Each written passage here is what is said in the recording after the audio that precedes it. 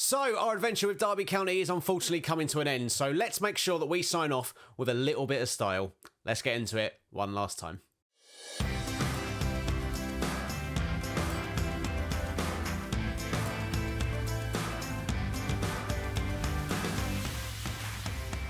How's it going, everybody? Breezy here, of course. Welcome back to the channel. I hope you're doing very, very well. It's bloody hot at the moment, isn't it? If you're, of course, new around here, please consider subscribing to the channel and leave a like on the video as well, as it does massively help me and the channel out. Now that we've got all that out of the way, let's then, for one last time, have a look at the Derby squad and catch you up on some things that you had missed since the last episode.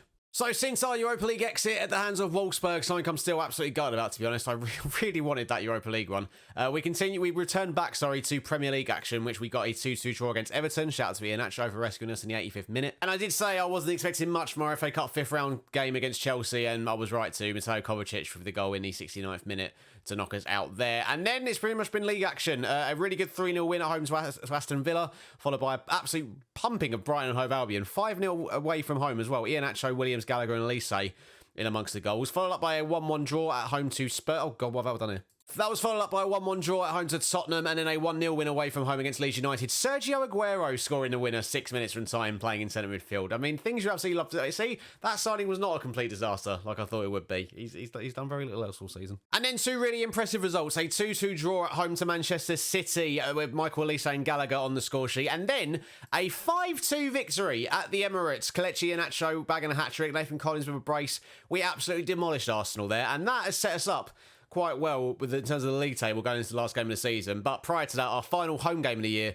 saw us slip to a 1-0 home defeat against Newcastle. And then so that leaves us then currently in 7th place. And with that win over Arsenal, it means that we basically have a chance to finish 6th. Obviously, we finished 5th the season before. But if we can get Europa League football again, I think that will be a really good end to our time with Derby. Obviously, Arsenal are at home to West Ham on final game of the season for them. So we have to keep an eye on what West Ham get up to and hope that we obviously can beat already relegated Sheffield United. So it's kind of already in our hands, really. If we can't win this game, quite frankly, we don't deserve to finish any higher than 7th. And this then is the team that we're going to be going with. It's pretty much the same as it has been for the last few weeks. The only difference is Nathan Byrne is coming in for Neco Williams, who has unfortunately picked up what has he picked up here? A twisted ankle, which means his season is pretty much over. So without further ado, one last time, let's get into the game and let's see if Derby County can take home all 3 points and hopefully a second consecutive Europa League finish in the league. Come on, you Rams. Tell what, Michael Elise has been in absolutely scintillating form as of late, as is Kelechi Iheanacho. Those two have finished the season incredibly. The whole front three, really. Can't leave out Manuel, who has been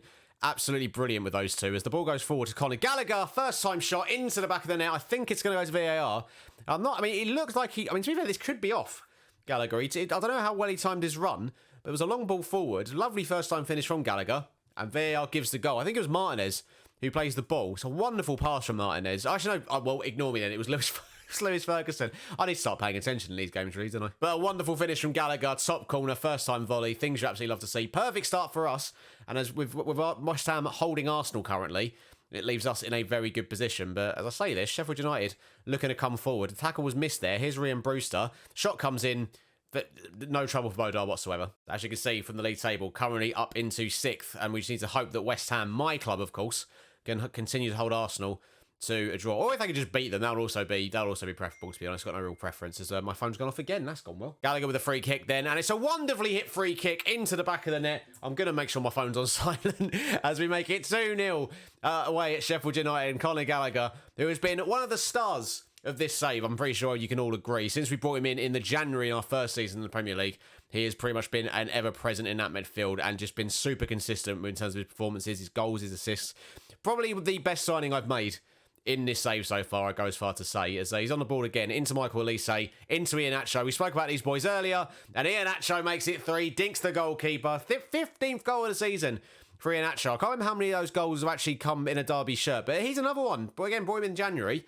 And he's been an absolute revelation for us. I think one thing we've definitely got right during our time in the Premier League are the January signings. And Iheanacho and Gallagher are a testament to that. I mean, amazingly, there is a highlight immediately following the 3rd goal. So, I mean, if we're about to get a forfeit, I mean, for goal difference, this is going to be very good for us. As we got the ball It's all just outside our own penalty area. Tyreek Mitchell now has it. Goes long looking for Manuel. He's got plenty of space to run into. Sheffield United leaving all sorts of gaps in behind.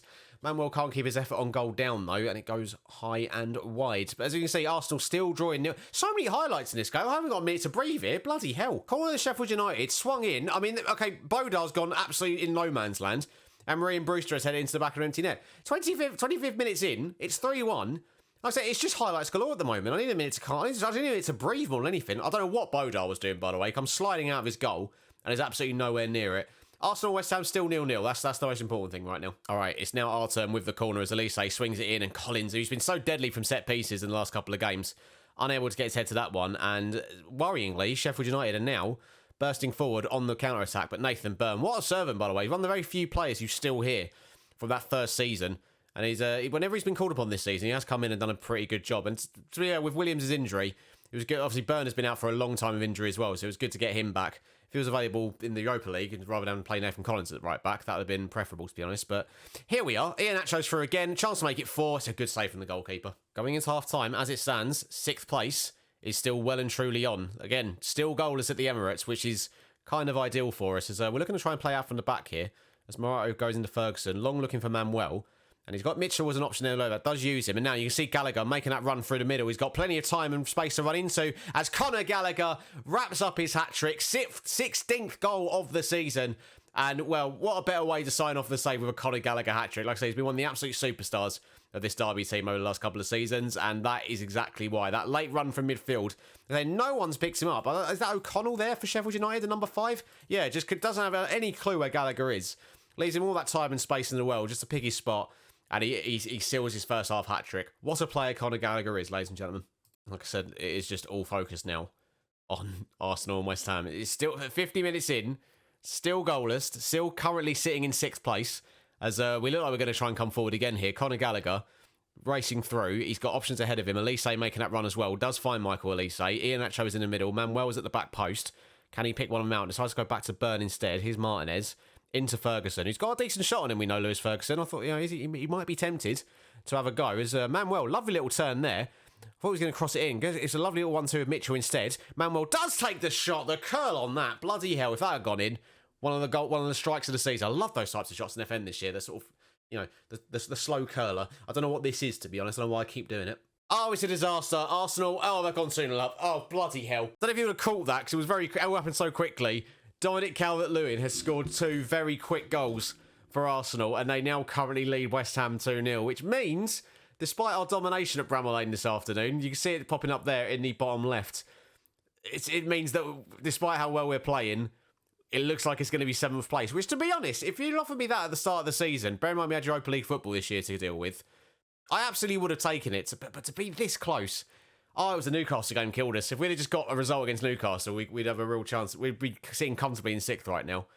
But unfortunately, it's not going to happen. Do you know what? Sergio Aguero, he scored against Leeds. Let's get him on in midfield. See what he can do. Yusuf Demir as well. Let's get him on for Manuel. Swap him and Elise around. And then, yeah, we'll leave it at that for now. But hopefully we can get a Sergio Aguero goal to cap the season off. Oh, man, 1 point behind him. Literally, if we'd just drawn against Newcastle, we'd be ahead on Arsenal in goal difference right now. But Dominic Calvert-Lewin has come in clutch for them. I mean, he wasn't very good against us, was he? Because, we battered them at the Emirates. But no, it looks like Arsenal are going to pip us to 6th. But like I said, when you think, we got, I don't say really far in the Europa League, but it's our first season in Europe, with not the biggest squad in the league, let's be completely honest, as Byrne has made a mistake, but we've dealt with it.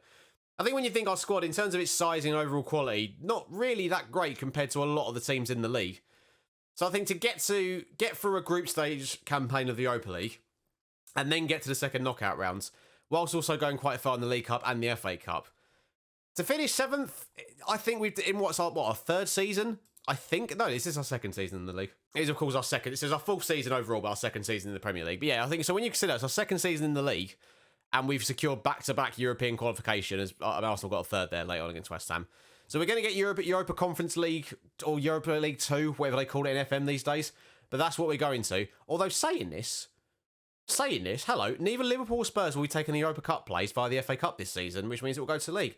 So does that mean, it doesn't really matter because we are ending it after this season, but does that mean that we get the Europa League instead of the Conference League? I'm not too sure. £27 million then received for where we finished. It hasn't said that we're going to be qualifying for the Europa League. So I guess not.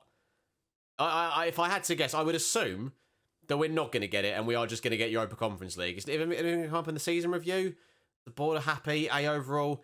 Okay, it looks like we're getting Europa Cup 2, which is, okay, fair enough. Either way, I'm happy with that. It could still change. I've seen stranger things in FM. But I think it's safe to say we are going to be in the Europa Conference League next season if we were to carry on playing the save, which, of course, we are not. As you know, this is the final season of Derby. And do you know what? I think that is 7th place. 19 wins, 11 draws, 8 defeats. It's a pretty good way to leave things off. Chelsea win the league this season. Just want to compare it to last year. We won 22 games last year. I got 70 points. This year, we finished 2 points off worse than we were last season, which again, think of the extra fan of football we had to contend with this season. I think we've done really, really well. So there you have it, ladies and gentlemen. That is the conclusion of the Derby County series on this channel. I just want to quickly say thank you so much to everyone who has continued to watch the series and has left some lovely comments and all the thumbs up and all the videos and everything. It has really, really helped the channel grow further this year. It doesn't mean there won't be any more videos between now and the end of FM22/start of FM23. I will be doing some different things on the channel, which you'll see in the next couple of weeks. It does mean, though, that videos probably won't be weekly anymore. It will just be as and when I can get them recorded, edited, and uploaded, basically. But, like, absolutely keep an eye on the channel. There will be stuff coming. I just can't really give you a real time frame at the moment. Plus, at the moment, work is still really busy at the moment, which makes things a bit difficult. But, yeah, there will be stuff coming. Keep an eye on the Twitter and all that, and my Discord. Like, links for all that in the description.